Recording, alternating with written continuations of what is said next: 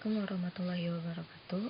Untuk materi biodiabetes akan dibawakan oleh Eko Trisnawati dan Isumiati Nur Arifin.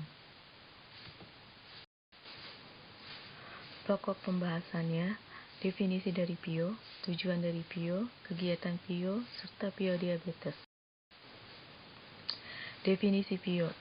Menurut Permenkes nomor 72 tahun 2016, bio merupakan kegiatan penyediaan dan pemberian informasi, rekomendasi obat yang independen, akurat, tidak bias, terkini, dan komprehensif yang dilakukan oleh apoteker kepada dokter, apoteker, perawat, profesi kesehatan lainnya, serta pasien dan pihak lain di luar rumah sakit. Hal-hal yang melatar belakangi bio. Yang pertama, banyaknya jumlah obat yang ada di pasaran, banyaknya sumber informasi yang beredar, terbatasnya waktu tenaga kesehatan, serta adanya peran farmasi klinik. Tujuan dari bio adalah menyediakan mengenai informasi obat kepada pasien dan tenaga kesehatan lain di lingkungan rumah sakit dan pihak lain di luar rumah sakit. Menyediakan informasi untuk membuat kebijakan yang berhubungan dengan obat atau sediaan farmasi, alat kesehatan, dan bahan medis habis pakai, terutama bagi komite atau tim farmasi dan terapi. Menunjang penggunaan obat yang rasional. Kegiatan bio meliputi menjawab pertanyaan, menerbitkan buletin, leaflet, poster, newsletter, menyediakan informasi bagi tim farmasi dan terapi sehubungan dengan penyusunan formularium rumah sakit, bersama dengan tim penyuluhan kesehatan rumah sakit melakukan kegiatan penyuluhan bagi pasien rawat jalan dan rawat inap, melakukan pendidikan berkelanjutan bagi tenaga kefarmasian dan tenaga kesehatan lainnya, serta melakukan penelitian. Faktor yang perlu diperhatikan dalam bio seperti sumber daya manusia, tempat dan perlengkapan. Lalu sumber bio adalah tenaga kesehatan seperti dokter, farmasis, dokter gigi, perawat dan tenaga kesehatan lainnya. Lalu ada sarana seperti fasilitas ruangan, peralatan, komputer, internet, dan perpustakaan. Lalu ada prasarana. Prasarana sendiri itu seperti industri farmasi, BPOM, pusat informasi obat, pendidikan tinggi farmasi, organisasi profesi seperti dokter, farmasis, dan lain-lain. Lalu ada pustaka primer. Pustaka primer ini adalah artikel asli yang dipublikasikan penulis atau peneliti informasi yang terdapat di dalamnya berupa hasil penelitian. Contohnya adalah laporan hasil penelitian. Lalu ada pustaka sekunder. Pustaka sekunder ini berupa sistem indeks yang umumnya berisi kumpulan artikel jurnal. Contohnya Medline yang berisi abstrak-abstrak tentang terapi obat. Lalu ada pustaka tersier. Pustaka tersier, ruang lingkup bio itu meliputi pelayanan informasi obat untuk menjawab pertanyaan, lalu bio untuk mendukung kegiatan panitia farmasi dan terapi, bio dalam bentuk publikasi, bio untuk edukasi, lalu bio untuk evaluasi penggunaan obat, bio dalam studi obat investigasi. Diabetes. Diabetes itu timbul karena defisiensi sintesis dan sekresi insulin atau resisten terhadap kinerja insulin. Diagnosis diabetes mellitus ditegakkan dengan mengukur kadar glukosa darah puasa dan 2 jam setelah makan. Klasifikasi diabetes terbagi menjadi dua. Diabetes tipe pertama yang bergantung pada insulin, timbul karena defisiensi akibat pengrusakan autoimun sel beta pankreas. Lalu ada diabetes tipe 2 tidak bergantung pada insulin, timbul karena penurunan sekresi insulin atau resistensi periferal terhadap kerja insulin.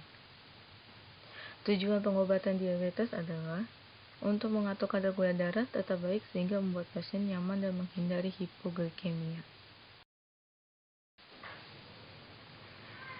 Biasanya dalam pengobatan diabetes mellitus, ada beberapa pasien yang melakukan terapi insulin. Insulin sendiri ini berperan mengatur metabolisme karbohidrat, lemak, dan protein. Pemberian insulin itu biasanya melakukan injeksi secara subkutan. Dosis insulin sendiri disesuaikan untuk setiap individu dengan cara meningkatkan dosis secara bertahap, tetapi dengan tetap menghindarkan terjadinya hipoglikemia. Tiga macam senyawa insulin, yang bekerja secara singkat atau short acting, yang bekerja sedang atau intermediate acting, dan insulin kerja panjang dengan mula kerja lebih lambat. Untuk insulin yang kerja singkat atau short acting ini biasanya mula kerjanya relatif cepat. Contohnya insulin soluble, insulin lispro, dan insulin aspart. Untuk insulin kerja sedang intermediate acting, misalnya insulin isopen dan suspensi insulin sen. Kalau insulin yang kerja panjang dengan mula kerja lebih lambat, misalnya suspensi insulin sen. Diabetes dengan insulin penanganannya, untuk pasien dengan diabetes akut, pengobatan sebaiknya dimulai dengan memberikan insulin solub 3 kali sehari dan insulin kerja sedang pada malam hari. Untuk pasien yang tidak terlalu parah, pengobatan biasanya dimulai dengan campuran insulin kerja singkat dan sedang, biasanya 30% insulin solub dan 70% insulin isopen. Untuk dosis insulin yang dianjurkan sendiri, untuk insulin kerja singkat dikombinasi dengan insulin kerja sedang 2 kali sehari sebelum makan. Lalu insulin kerja singkat dikombinasi dengan insulin kerja sedang sebelum makan pagi. Lalu insulin kerja singkat 3 kali sehari. Insulin kerja sedang dengan atau tanpa insulin kerja singkat cukup sekali sehari sebelum makan pagi atau sebelum tidur malam. Antibiotik oral ini digunakan untuk pengobatan diabetes mellitus tipe 2. Golongan obatnya adalah sulfonylurea. Kerja utamanya itu meningkatkan sekresi insulin sehingga efektif hanya jika masih ada aktivitas sel beta pankreas. Pada pemberian jangka lama, sulfonylurea juga memiliki kinerja di luar pankreas. Golongan sulfonylurea ini dapat menyebabkan hipoglikemia. Contoh obatnya adalah glibenclamide. Lalu ada golongan biguanida. Efek utamanya adalah menurunkan gluconeogenesis dan meningkatkan pengguna glukosa di jaringan. Contoh obatnya adalah metformin. Lalu ada jenis antibiotik lain seperti akarusa, thiazolidinedion, dan pioglitazone. Ini biasa digunakan kalau udah resisten terhadap golongan obat sebelumnya. Lalu apa sih PIO terhadap pasien DM? Biasanya pasien diberikan tentang PIO itu tentang nama obatnya, tujuan pengobatannya, jadwal pengobatan, cara menggunakan obat, lalu lama penggunaan obatnya, efek samping obat, tanda-tanda toksisitas, cara penyimpanan obat, penggunaan obat lain-lain, serta upaya meningkatkan kepatuhan pasien terhadap perintah pengobatannya. Peran apoteker dalam edukasi pada pasien diabetes mellitus adalah membantu penderita menyesuaikan pola diet sebagaimana yang disarankan oleh ahli gizi, mencegah dan mengendalikan komplikasi yang timbul. Dalam melakukan edukasi, apoteker dapat menggunakan alat bantu atau media, baik media audio, visual, dan audio visual. Sini salah satu contoh jurnal bagaimana pengaruh layanan pesan singkat pengingat terhadap kepatuhan konsumsi obat pasien diabetes mellitus tipe 2 di Puskesmas Melati, Kabupaten Kapuas. Lalu ini karakteristik pasien. Karakteristik pasien ini di sini ada yang berdasarkan jenis kelamin, usia, pendidikan, pekerjaan, dan riwayat penyakit. Untuk jenis kelamin sendiri pada penelitian sebelumnya bahwa perempuan itu merupakan faktor risiko yang paling tinggi ya, karena peningkatan hormon estrogen yang dapat mempengaruhi dan memicu terjadinya peningkatan kadar gula dalam darah. Sedangkan untuk pendidikan, biasanya orang yang memiliki tingkat pendidikan tinggi akan memiliki banyak pengetahuan tentang kesehatan, sehingga orang tersebut akan lebih menjaga kesehatannya dengan menjalankan pola hidup yang sehat. Di sini ada perbandingan gambar pertama, diagram tingkat kepatuhan pasien pre-intervensi, dan gambar kedua adalah diagram tingkat kepatuhan post-intervensi.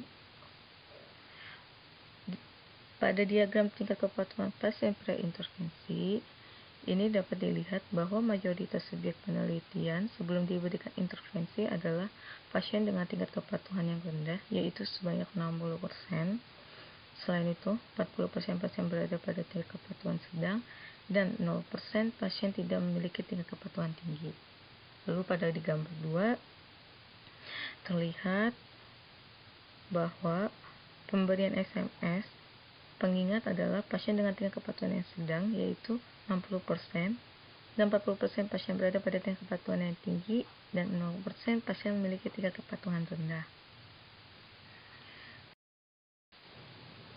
Berikut adalah rekapitulasi jawaban dari pertanyaan yang diberikan melalui kuesioner MMAS. Berdasarkan penelitian dijelaskan bahwa layanan pesan singkat pengingat yang diberikan farmasi efektif dapat meningkatkan kepatuhan minum obat pasien diabetes mellitus tipe 2. Peningkatan kepatuhan tersebut secara tidak langsung dapat berdampak menunjang keberhasilan terapi yang sedang dijalani pasien.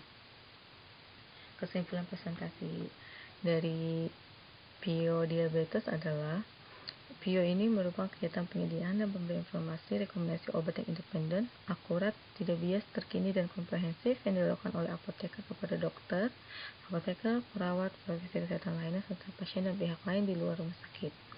Tujuan dari PIO adalah menyediakan informasi mengenai obat, lalu informasi untuk membuat kebijakan yang berhubungan dengan obat, tersediaan farmasi, alat kesehatan, dan bahan medis habis pakai, terutama bagi komite atau tim farmasi dan terapi, menunjang penggunaan obat yang rasional. Peranan apoteker sendiri dalam memberikan edukasi pada penderita diabetes mellitus adalah membantu penderita menyesuaikan pola diet sebagaimana yang disarankan oleh ahli gizi dan mencegah dan mengendalikan komplikasi yang timbul.